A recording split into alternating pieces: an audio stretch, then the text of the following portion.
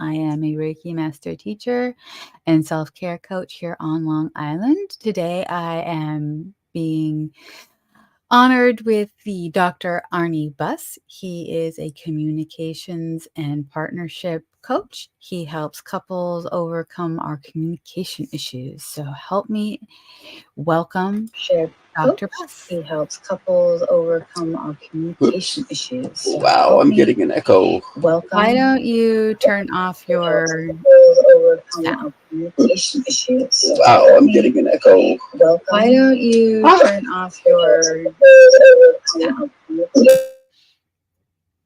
That better? Why don't you turn off your Thank you for your patience. Why don't you turn off? Sorry about that. No worries. It was I was on the YouTube channel and I was getting the echo from there. Oh, beautiful. Well, thank you for tuning in live. Yeah. So you are a relationship coach. Yes. And so kind of tell us how you ventured, your story. You have an interesting story of how you kind of ventured into. So kind of give us the background of how you got to where you are. It kind of came a bit from left field. It's not my natural proclivity. My background, at least from a fairly early age, was kind of more technical. I was always good in math, and then when computers came on, I was really fascinated with those, and that's what my degree wound up being in. Although my undergraduate degree was actually in psychology, but that really wasn't my main interest. And so for the last 30 some years, I've been teaching at the graduate and undergraduate level. Currently I'm teaching computer programming, computer simulation, and other kinds of things. So it's that side of the brain, logic, analysis, whatever. So how does that get me to be where I am today? Well, it turns out that those skills are not ideal when it comes to relationships. And so, how I got here, it was actually my wife who pretty much, when we'd been married for about 20 years, we went through some just really bad times. And from my point of view, it's like everything had to be logical, had to be made sense. It was important that that something was right or wrong. And of course, usually I was the right one, and that made my wife the wrong one. So now how does that work out in a relationship? So at about 20 years, we were separated. My wife had actually filed for divorce. We had 3 young children. And my wife came to me with a proposal. She said, look, we're not going to be together, but we have these 3 children. We both love them. We want to do the best for them. And we need to learn how to talk to each other. And so she kind of dragged me to this class on interpersonal communication, which I never would have signed up for in a million years, just because of my background. But one thing about me is that I'm very stubborn, let's just say. And so when I took this class, this was given locally in Monterey, where I am here, by this amazing woman named Selwa Saeed was her name. She isn't terribly well known, but she had studied all the different modalities that were available, at least at the time. She'd studied with Thomas Gordon, who was he was the creator of parent effectiveness training. She studied with Marshall Rosenberg, who created nonviolent communication. She studied with Harville Hendricks and learned that modality. And then from those, in each of those, and others that I can't remember at the time, but she took what I think was the best from each of these different modalities and then added her own special sauce to create an approach which was completely different than anything that was out there. And the thing is that being very analytical myself, I very quickly figured out what this was about, because I'm a quick study when it comes to analyzing. But damned if I could do it. So it's like, okay, I know how this is supposed to go, but I can't do it. And that really was like waving a red flag for me. So say, if you tell me I can't do something, and I recognize that I can't do it, then so I basically took every class this woman had for the next 10 years because it didn't come naturally to me, and she was just amazing at it. She was one of these people. People would come to her workshops from all over the country just to be in her presence. She was this incredible, warm, loving individual. And that was kind of the basis of what she taught. So after all of that, when she stepped down from giving the workshops, and she asked me to take them over. To make a short story long, it was my wife who kind of got me interested in this, and it was my own stubbornness for trying to get it right. And what's made me passionate about helping couples, though, was that, as I said, when my wife took me to this class, we were separated, and she had filed for divorce, and she wouldn't even sit next to me in this class. See, that's how bad things were. But after about 6 months of really absorbing as much as I could, and then using these communication skills to interact with my wife, which was, again, a very challenging thing. We were divorced, separated, a lot of bad feelings in there. Yeah. But these skills really helped me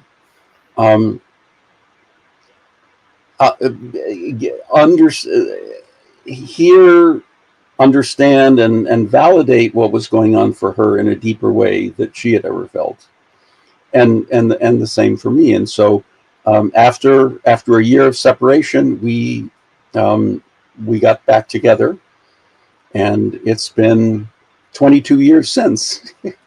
And we've had our ups and downs, like every relationship, but we have these tools and the skills to be able to navigate that. And in many ways, things are better than they ever have been. That's beautiful. And that kind of helped you in writing your book, yes?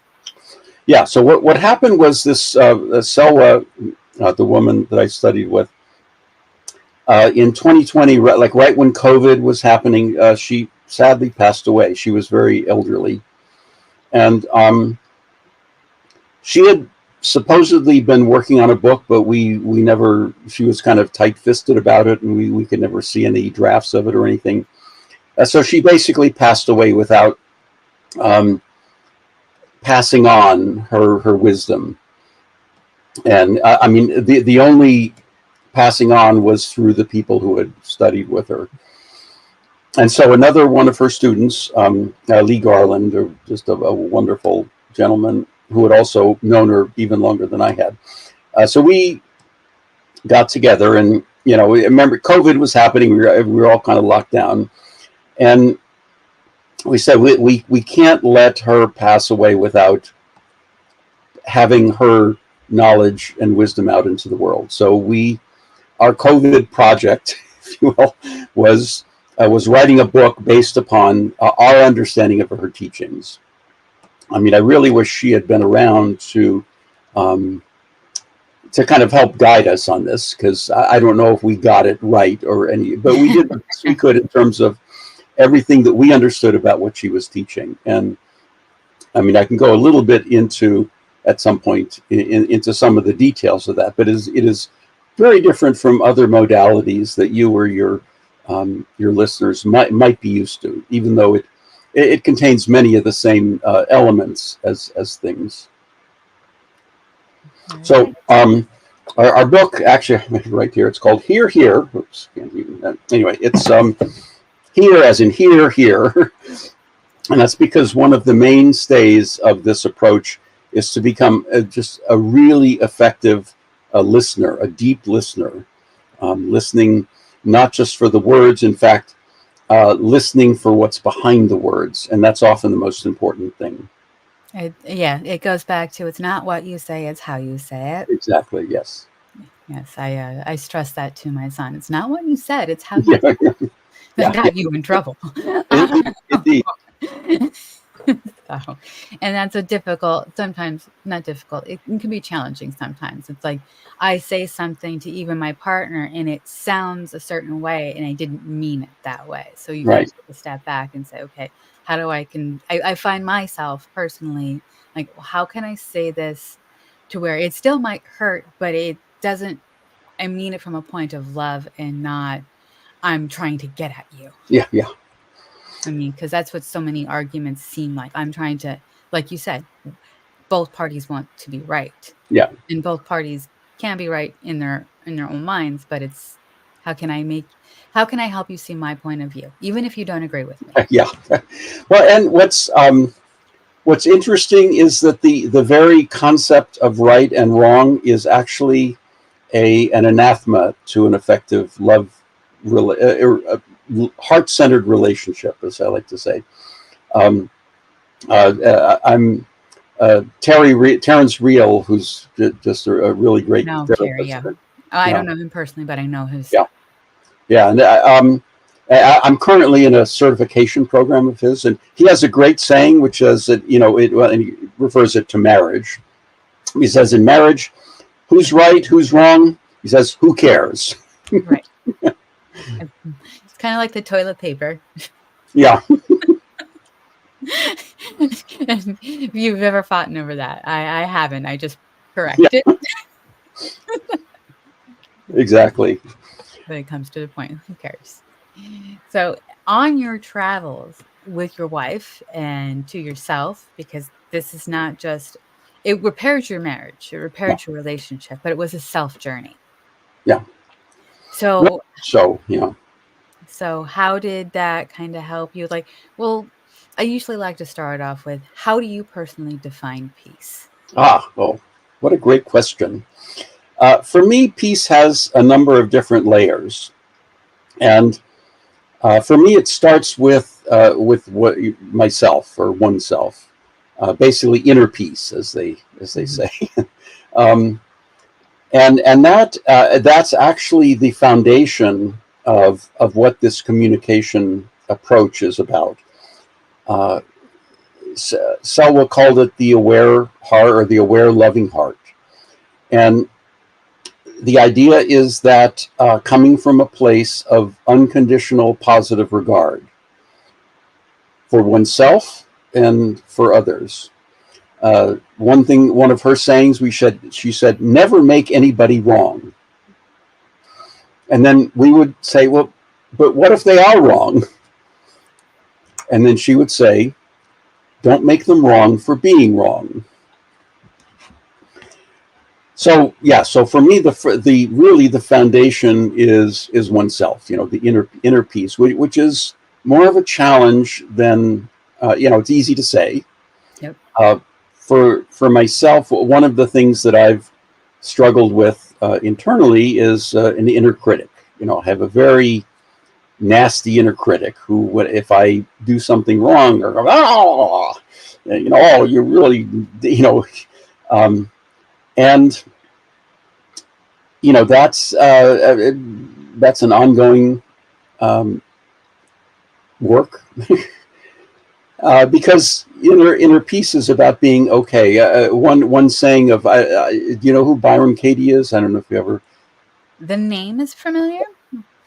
Yeah, she has a wonderful approach. Like one of her books is called "Loving What Is." In other words, the idea is that whatever is, and and if you, one of her other sayings that I like is that when you argue with reality, you lose, but only 100% of the time. So being at peace with what is, it doesn't mean that you have to like it. It doesn't mean it has to be wonderful. But if it is what it is, then fighting with that is a losing battle. So the first layer for me is that inner peace, and where it comes into the next layer is with relationships. And so a peaceful relationship is not one that's free of conflict. No.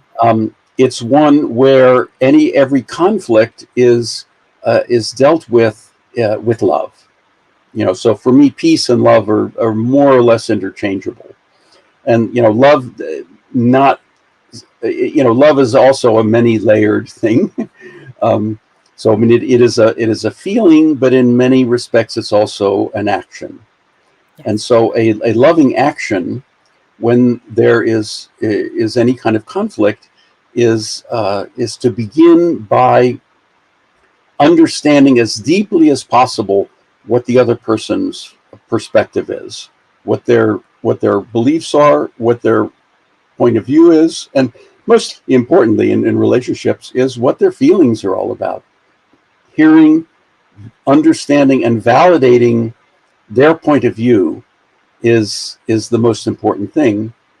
And where we tend to get tripped up on that is that validating somebody's point of view and feelings is not agreeing. It's basically showing that I really get on a deep level where you are coming from, whether I agree or not. So I mean, if you think the toilet paper should go this way and I think it should go that way, if I understand as deeply as possible why that you believe that, why it's so important, what your feelings are about that, I don't have to give up my point of view. But and coming back to the peace in our relationship is that the relationship is more important than the freaking toilet paper. Yes, absolutely.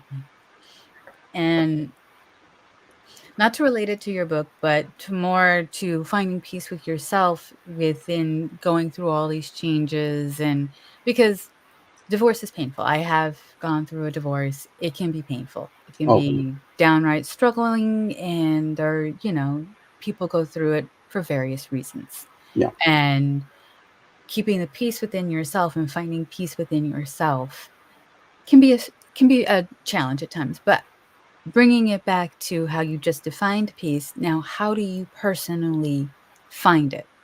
You're having a day. You're just having it's a challenging day. How do you recenter and find that peace for yourself? Well, one thing that's been very helpful for me is the idea of a part. And there are different approaches to what parts are. Things like IVF, internal family systems, neurolinguistic programming has a parts-like thing. Actually, Terry Riel talks about various parts. So the part concept has been really helpful with that. To recognize that all of the areas of dysregulation, of those bad feelings, in almost every case come from a part which has been formed through early trauma. In other words, those negative feelings are an adaptation that I had as in reaction to some trauma that I experienced as a child. And we all had some kind of trauma. I mean, there's sort of huge, big T traumas, but there's also little T traumas. And I think it's impossible to escape childhood without any kind of trauma. Right. It's kind of like that saying, no, none of us gets out alive. Exactly. And to recognize that as a child, we didn't have the skills and the tools to be able to respond to that. And so we created a story. We created a part of us, if you will, that was reaction to this. I mean, this is terrible. I hate this. And what can I do to survive? Because as a child, it's like our very survival is what we think is at stake. Even if it's about something like cleaning your room or whatever, it's like if if our mother or father is angry with us for whatever reason, even if we deserve it, then our very life is at risk. Like we think we're going to die, and so it's like, how do you respond to that? How do you react to that if you don't have the skills and the tools to realize, hey, this isn't about me. This is about something going on with them. As an adult, we can recognize that, but as a child, we don't. So we form these adaptations. And Terry Real has another wonderful saying: "Adaptive then, maladaptive now." And so the work consists of recognizing that, like as soon as that bodily feeling comes up, like, oh, I hate this. Okay, so what part of me is reacting to this, and what is going on for them? And then when I can identify that, and then locating that in the body, I mean, like it might be in the stomach or the chest or the neck or the shoulders or whatever, and look at, oh, there you are. And then as the adults, or what I like to call our aware, loving heart, can then embrace that part and basically comfort them, give them the skills that they didn't have, and basically, be kind of like the parent to them that they didn't have growing up. Okay. So that's been the most helpful thing for me in dealing with my own reactions, which seem to happen on a daily basis. So, like, how do you know you found your peace at any given moment in the day? How do you know you found that? Given what you've just said, yeah, build into, I know I'm at peace. I mean, I think it's when that part really feels heard and comforted, then they seem to naturally just sort of calm down. You feel in your body, like your body just sort of relaxes. And in many ways, the communication skills that I learned from Selwa can be very helpful there, because they're all about I can use the same ones in validating another person with validating that inner part. Nice. And that kind of goes into the next question: how do you help others find peace? So you're at peace, yeah.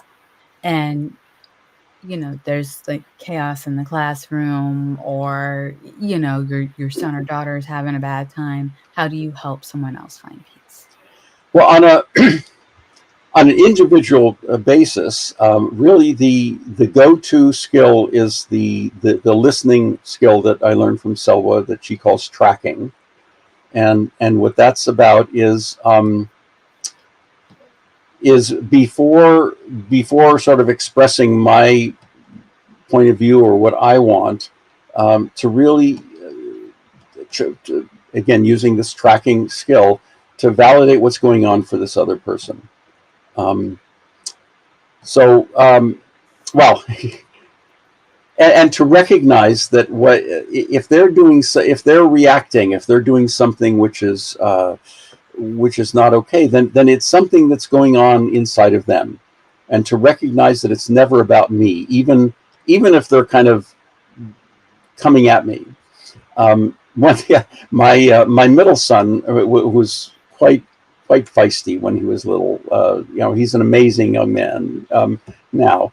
But I remember when, as a parent, I was doing the unthinkable, horrible thing of making him go to bed at his bedtime.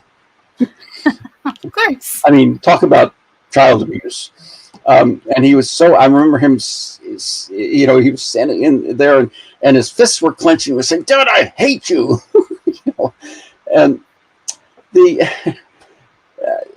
the thing, okay, so what was going on? He was angry that he didn't want to go to bed. He was angry about it. And as like a 5-year-old, he didn't have the skills to be able to express that in a wise and mature way. And the only way he could express his angry feelings is to tell his dad that he hates him. And he was angry. I mean, that's really all that it was. Sadly, I didn't have the skill then, but if I had it now, I mean, I could, So you're upset that you have to go to bed. just really validate them. And one key thing about this approach is matching energy. So if the other person is coming at you with a high energy, like that, then it's really important to match them. And I've seen some people who teach communication say, well, when the other person's angry, you should be very calm. And if you're calm, that'll calm them down. And I mean, I suspect that they've never actually been in one of these things, because if you think of a time that you were upset and the other person was calm, did that calm you down? It usually can go one of two ways, because I've experienced it where de-escalation. I worked in HR for a while, so you use your de-escalation techniques. But in the heat of a personal argument, it can really irritate another person. Yeah, exactly. It can make another person. And I was actually very calm in an argument with my stepdad, and I watched him get angrier. Yeah, that was that is what is almost always going to happen in a real interaction like that. And the reason that this is why this tracking skill, for me has turned out to be more effective than others, because what it teaches is that if the other person's energy is fairly high, then what you want to do is you want to be just a little bit below them, not way down below. And the reason I think is it's energetic, because it isn't about the words, it's about the energy. And see, communication is an exchange of energy. And so when there's a huge mismatch in the amplitude of the energy, then there's no connection.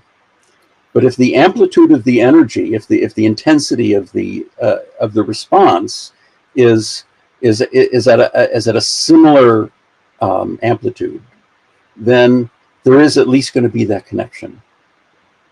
And the interesting thing is that when somebody is really amped up about that, then and you can kind of put aside your taking it personally, then what's interesting is that there is a crystal clear communication about what it is that they want.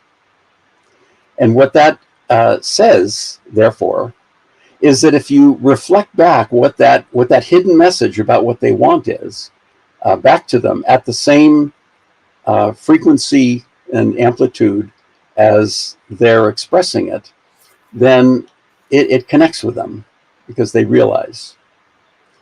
So it's like with my son, it's like there was something that he wanted. You want to stay up. And he wasn't saying that. He was saying that he hates me. Right, because you weren't giving him what he wanted. Exactly, and yeah, and the same goes for adult interactions. When things are like that. So that has proved to be the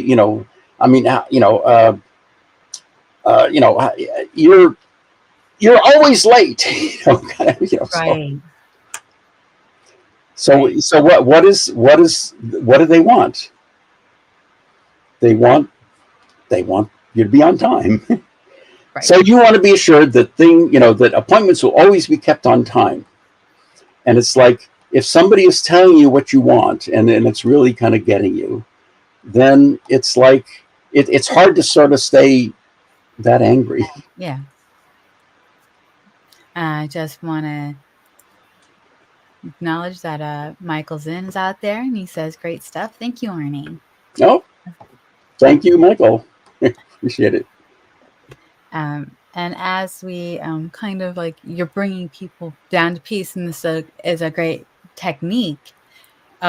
What are some other little tricks that can be found in your methods that you use for couples in finding peace? Yeah, bringing each other peace.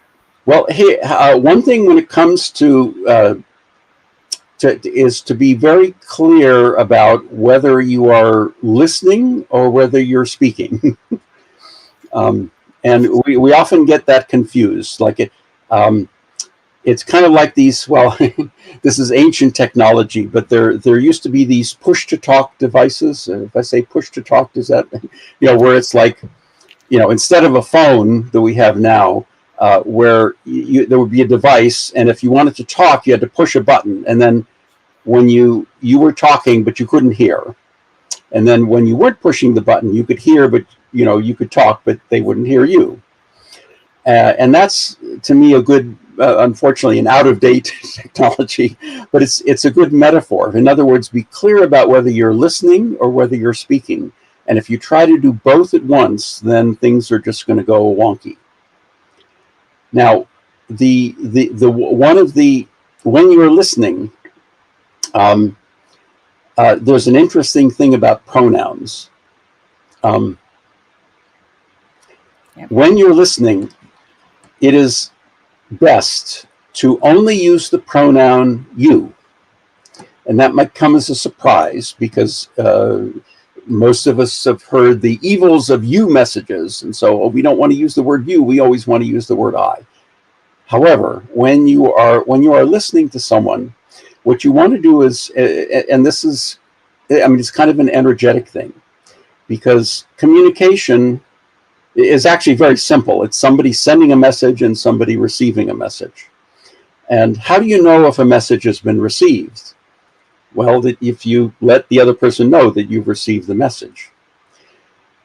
So when listening, you want to put 100% of your energy and focus and attention on the other person. Whenever you use the word I and you're listening, then that puts the attention on you, the listener.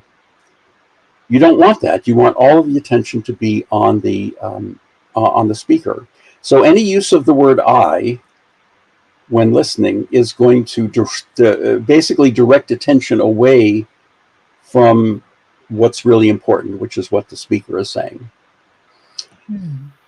And so the standard active listening approach, which to me is better than yelling, but is still relatively not as effective as you would think, where you say, oh, I hear you say that, blah, blah, blah. There are kind of two things that are an anathema to my approach with that. Okay, one is the use of the word I, because the I focuses attention on the speaker. So if I'm listening to that, it says, okay, I hear you say, okay, did you hear you say? I mean, I'm wondering about that. But more to the point, it's like it focuses attention on the words. So if I say, what I hear you say, what I've heard you say are the words. But the words are actually, in many cases, the least important part of the message.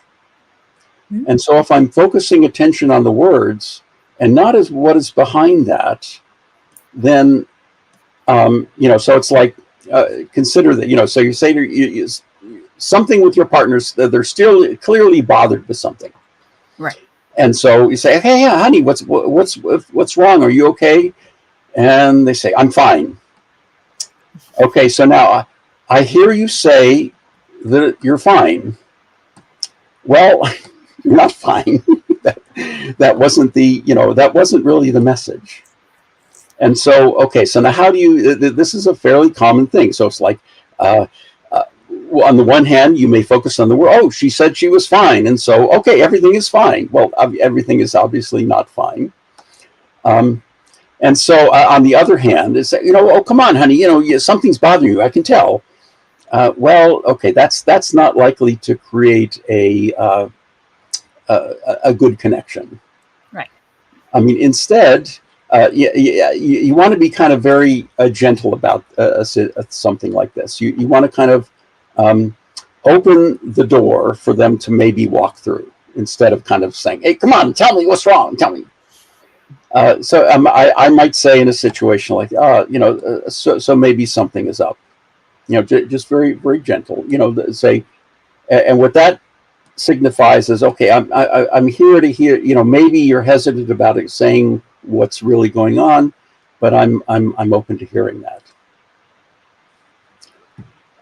Now, depending on the circumstances, there's actually kind of an opposite approach, which is called, which Selwyn called the gentle challenge.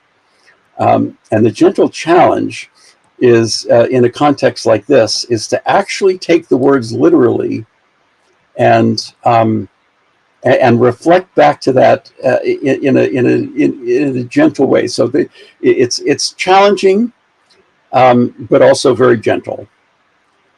So if in that circumstance I say, I'm fine, I might say, so everything is completely hunky dory now.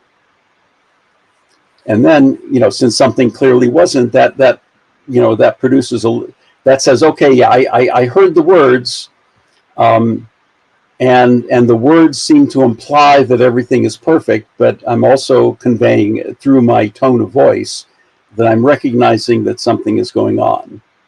And so, so the tone of voice is just absolutely critical. That's something that took me a while to kind of get that. The words and the language, that's something that came fairly easy to me, although there were some other challenges.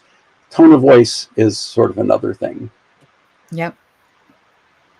It really goes back to that 75-20, that whole 75% of it is body language, 5% is this, and then the remainder is that. Yeah. It's like the words are dead last, but that body language, that tone of voice, that everything is conveyed in that major portion of it. Yeah. And we talk more with our bodies and our tone of voice than what we actually say. Exactly. Yeah. And so this tracking skill is about attending to the totality of the message, and especially focusing not just the words are important too, but really getting that message. We call it kind of decoding the hidden message. Okay. And and that's where it really tends to go a bit deeper more than some of the other approaches. Although in every other approach that I've studied, I've also studied nonviolent communication and a bit of Imago, and Terry Riel has his approach. They all have the same philosophy.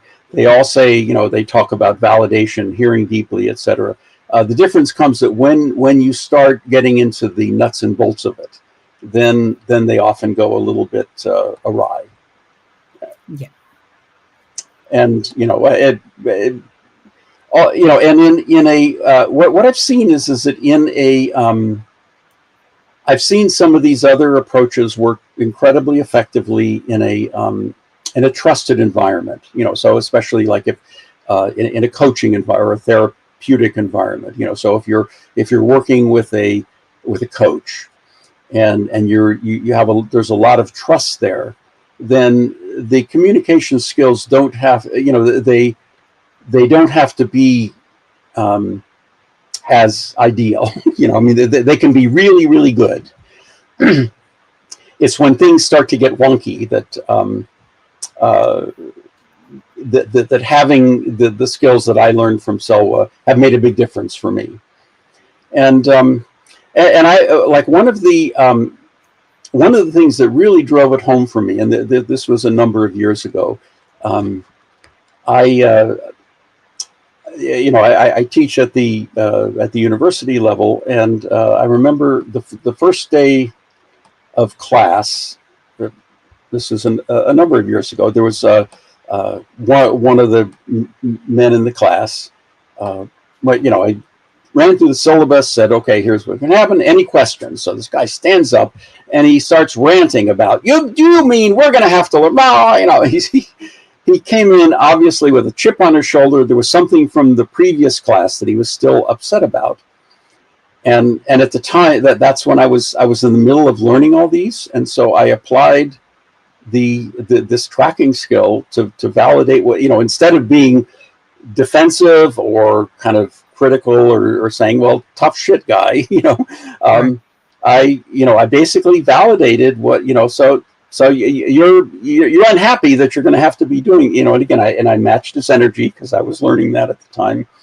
And it was what I had experienced is in my teaching career is that, sometimes you have these students who just kind of they don't like you. They create chaos sometimes, and whatever. And sometimes it starts with things like this.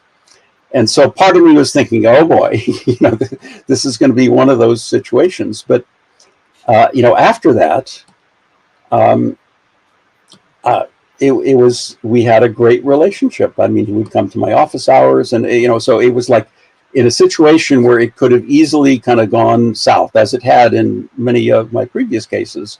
In that situation, it just worked incredibly. And so that, I mean, at that point, I said, okay, there really is something to this.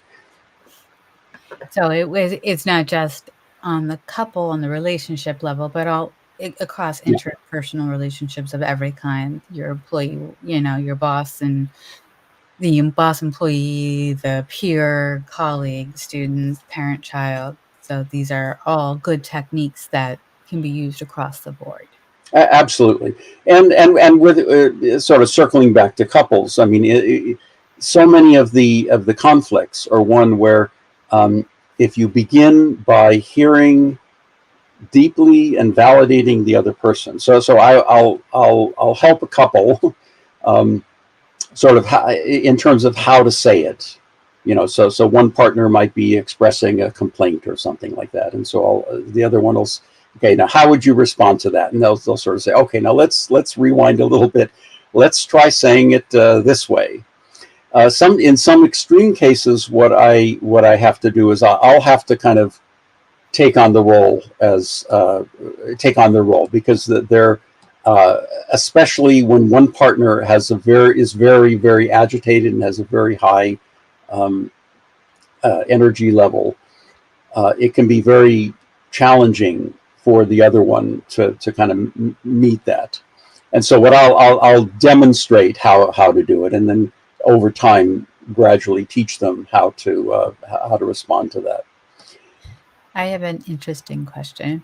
Have you found yourself encountering the previous Arnie in within your coaching clients?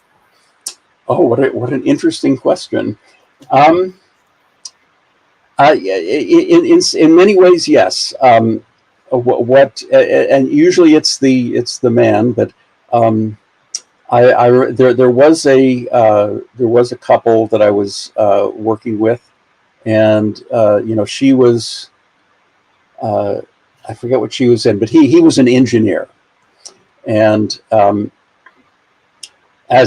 yeah, and I could definitely see the old me in his, the analytical, logical, and that was kind of everything. And what I find, this is where I think I was able to connect a little bit better with someone like him than actually my teacher was, because she was an amazing heart. She was so heart centered and just so in her loving self. That sometimes I could relate to this man by explaining explaining it in ways that I think connected with his logical brain. In other words, it is eminently logical to learn how to communicate with your wife in this way, because if you don't, then there will be conflict and it'll be bad for the relationship. Right. And then I was able to help teach him ways of doing that, and yeah, so I recognized a lot of myself in him. So I think the advantage, the advantage I think is that I can then kind of, in recognizing that, I could kind of connect a little bit more to where he was in this particular case.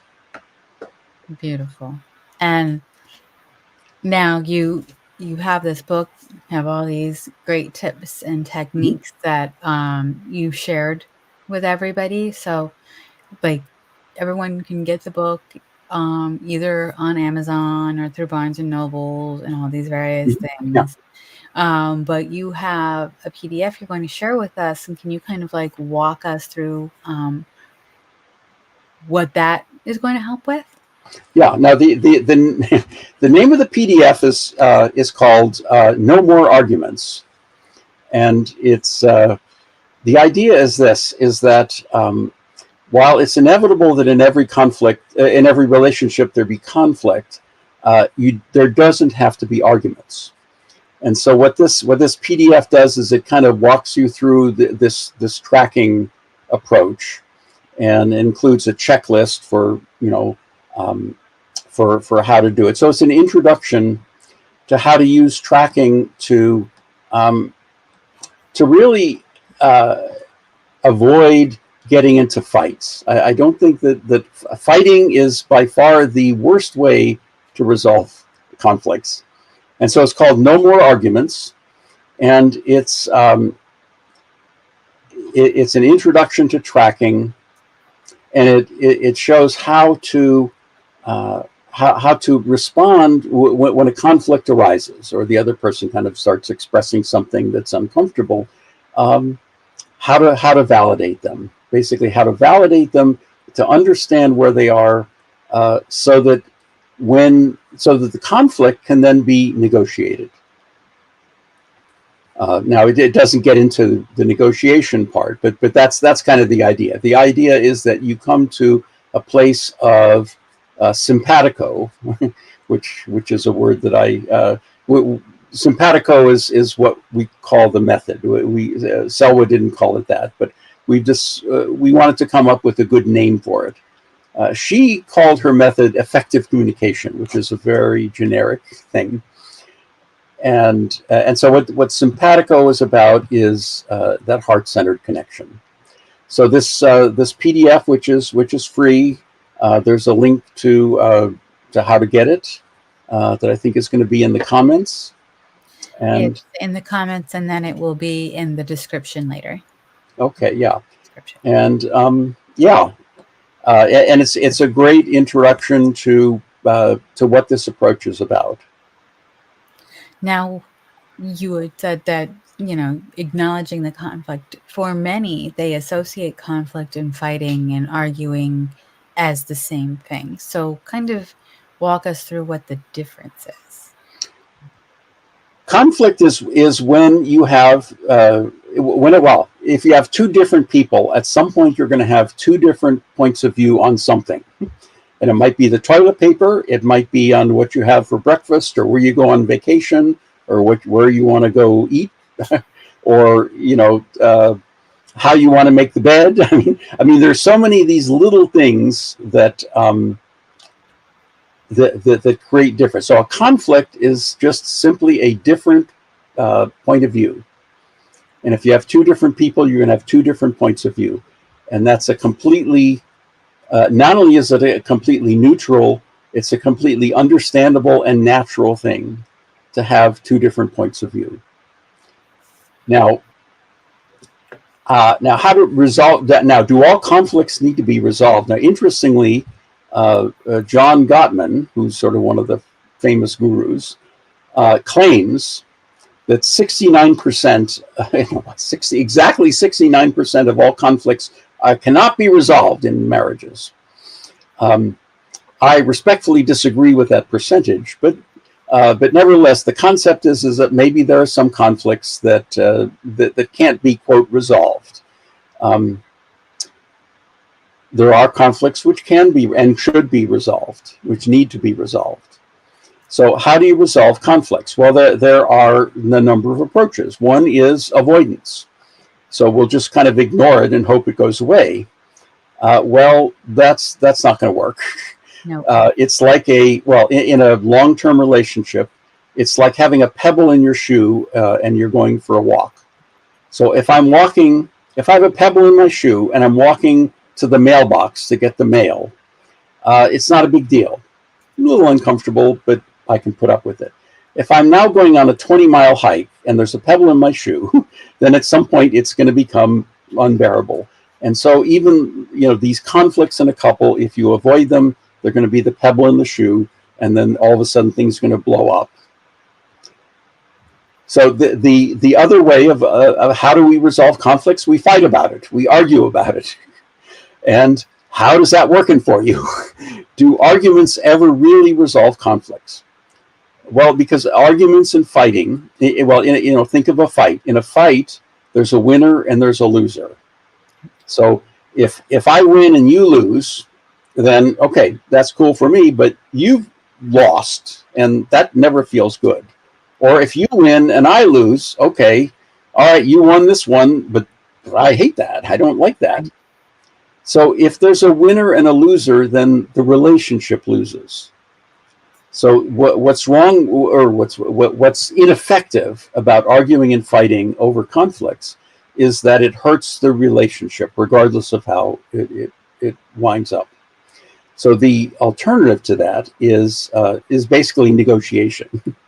And the thing about negotiation is that the most effective negotiation comes at a point where you have used the communication at a deep level, where at least both of your points of view are understood by each other. So if you both understand the points of view, whether it's about the toilet paper or whether it's even have something big like having kids or whatever, or where to live, you understand the points of view, then there are approaches to negotiation that I think go fairly deeply at a commiserate perspective than what I have in the communication skills.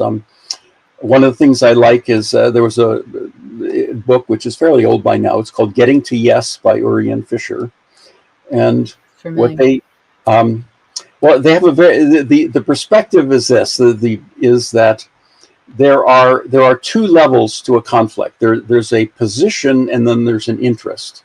And so for me, I replace interest with a need. So when there's a conflict, there are two different needs that are underlying it. And the thing is that we often argue over our position, meaning this is the specific way that I want to get this need met. But for most needs, there are many other ways of getting that same need met. In other words, it's not about that particular way. But if that need were met in some way, as deeply as possible, then it may be that there's some other alternative to the thing I'm arguing about that would get that need met. In other words, here's one that I've seen in a lot of. There was one couple where she loved to go dancing. He hated dancing. Okay, so you say, well, compromise. We'll compromise. Well, we'll go dancing twice a month instead of every week. Well, compromising on positions is never going to work, because if in this case she would be compromising on her need for having as much dancing as she wants, and he's compromising on his need to never go dancing at all. Right. So the solution they found was she went out dancing by herself, and he was able to do her thing. So she got her dancing need met, and he got his need for not dancing met. And they found other way, and you say, well, okay, what about, how did they get to that? Well, it was, they could have even gone deeper. So what is it about dancing? What is about that need for dancing that is so important to the woman? And are there other ways that same need could be met? And what is it so aversive about that activity for the man? And are there other activities that could meet that need for her that he would be okay with? And in many ways, that would be an even better outcome. So if the negotiation goes along those lines of basically identifying the underlying needs of each, and then basically brainstorming ways of trying to get those needs met. Interestingly, in many situations, you come up with, if you're creative enough, you come up with an outcome that actually meets both needs fully, and there's no need for compromising on the need because they're both being met. Okay. That sounds So good. that's, the key to that though is to get to what those need, to understanding what those needs are, and that's where the communication really is an important precursor to that. So being able to not only hear and validate the other person, but then the other kind of the flip side of that, which is in the book, which I haven't had a chance to talk about too much, which is how to express your needs or your point of view to the other person without making them wrong, without criticizing, without blaming, without shaming.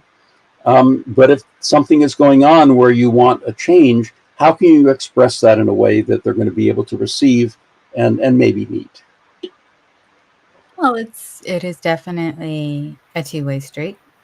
Yeah. It's that meeting in the middle for sure. And you've outlined that in your book, which I recommend everyone go check out. And as noted before, now can they physically buy it in Barnes and Noble, or is it an online purchase only? Because we know Amazon is. Oh yeah, no, it's available in a physical form. There's an audiobook form, and there's also a Kindle edition. Beautiful. And we will have links to Amazon for you to purchase the book. Again, and that'll be in the description later. And you'll be able to find it there, purchase it directly. And I want to thank you, Arnie, for coming on and talking peace with us and how we can find it in our relationships and personally. And thank you for your beautiful gift. And, Thank you. It's been an absolute pleasure talking with you. And so we're going to put Arnie in the green room for a minute. I'll be right back. So thank you, everyone, for joining us today and learning about bringing peace to our relationships and more effective communication. So I want to thank Arnie for helping us with that this morning. We are off next week, but we will be back on the 21st, and I will have Stefano DeFrey, the writer and director of Stolen Dough, and he's going to talk to us about finding peace as an actor and director here in the theater. So I hope everyone has a wonderful day, and thank you.